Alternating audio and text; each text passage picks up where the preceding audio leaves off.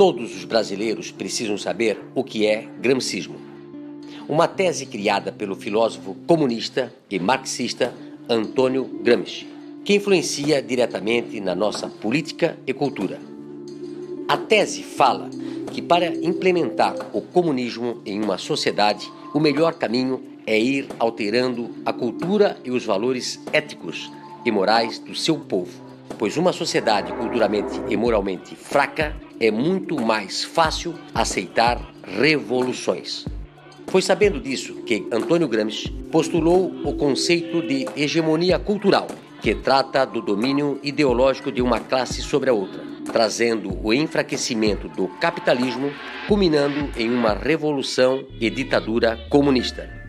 Mas de que forma isso impacta na nossa vida?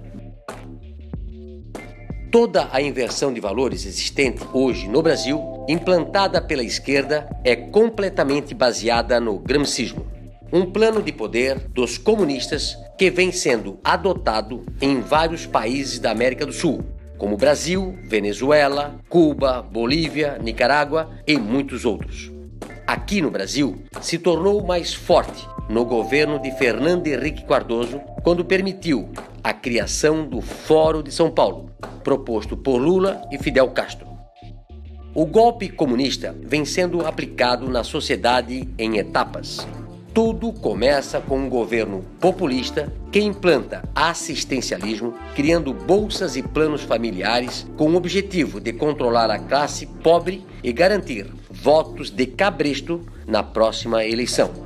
Ainda nesta etapa, os governantes promovem o inchaço da máquina pública, com o aumento de cargos públicos para fidelizar em torno de 4 votos por grupo familiar. Manipulam os meios de comunicação para que todos recebam dinheiro do governo, ficando assegurada a publicidade oficial, com notícias distorcidas para manipular a população.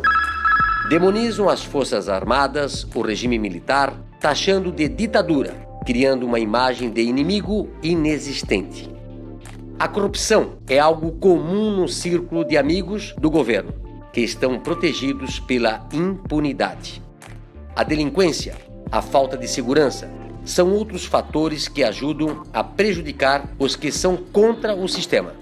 São criadas leis que prejudicam a ação policial e beneficiam os infratores. Os mesmos que incentivam a separação entre a sociedade promovem ocupações de terras públicas e privadas e se beneficiam depois cobrando aluguel dos pobres que começam a residir nos espaços. O nível educacional da população passa a ser muito baixo para que o povo se mantenha na ignorância sob o controle do governo.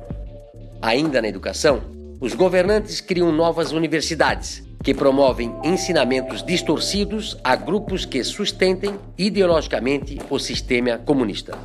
Há também um aumento abusivo dos impostos que oneram os trabalhadores, dizendo que esse valor é para redistribuição da riqueza, sendo que, na verdade, servem para manter os luxos do povo que está no governo.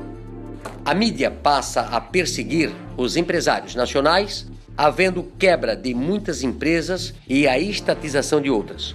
Assim, a classe média não consegue se organizar com a oposição. Na segunda etapa, há a destruição da classe média. Ela é culpada pela pobreza dos outros e pela discriminação. Os governantes promovem também várias modificações na Constituição, criando leis como a lei da mordaça, a lei do aborto, da censura, da legalização das drogas. A impunidade aumenta e a criação de apenas 2 partidos, sendo um dominante e o outro de falsa oposição. Já na terceira etapa, há a tomada do poder. Os grupos de choques estarão presentes em atos do governo, coibindo as manifestações da oposição e fim da liberdade de expressão. Ainda há tempo. Todo esse domínio cultural marxista que está presente no Brasil precisa acabar.